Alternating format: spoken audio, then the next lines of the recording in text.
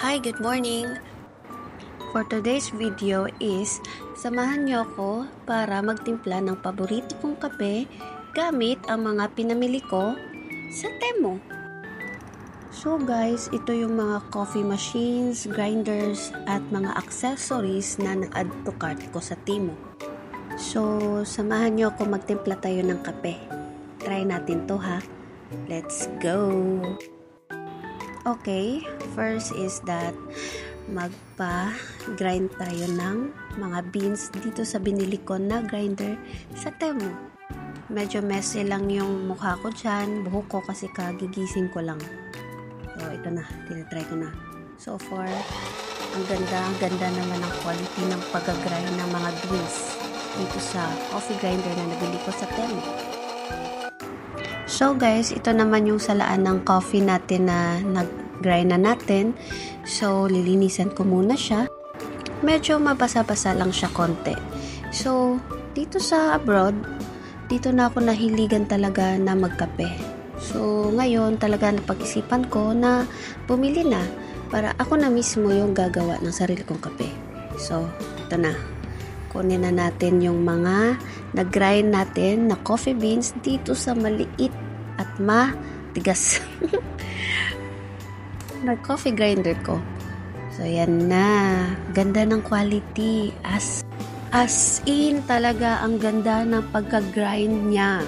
So, na-amaze talaga ako dito. So, anyway, ito na. Kukunin ko na siya. Lagyan na natin siya dito sa salaan ng aking coffee machine. Yan. My goodness. Tama na ba to? Okay. Isa pa. Lagyan pa natin ng isa para masaya. Para mas matapang. So now, yan. Nakikita ko kasi sa mga video na ginaganyan nila. Pina-flatten talaga nila. Para walang air doon sa coffee natin. Para pag mamaya, pag nag-i-extract na tayo ng coffee, is hindi ito maka-affect. Kasi pag yan is hindi natin inayos, is may tendency na papangit yung lasa ng ating coffee. So, ayan ha. Maayos ko talaga yan na pinush na walang air. So, pakita ko sa inyo.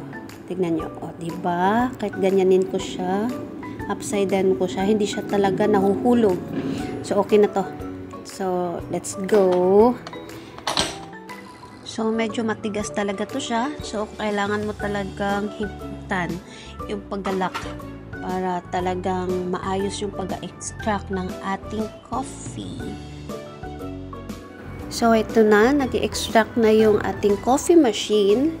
So, nga pala guys, nasa 20 to 30 seconds dapat tayo nag-extract ng kape para hindi maging bitter yung ating coffee.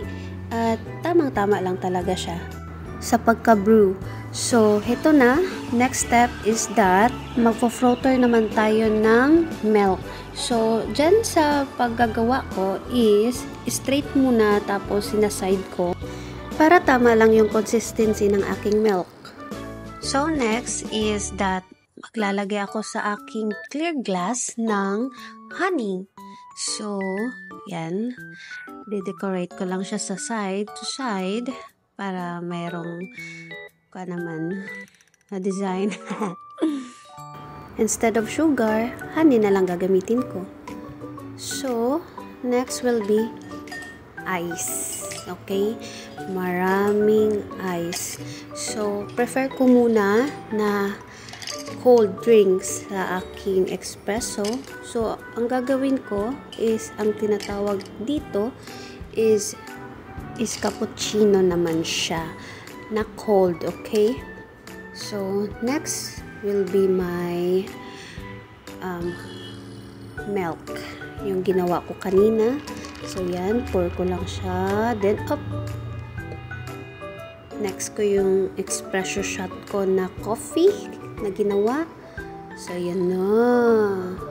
Diba? Yummy! Excited na tuloy ako.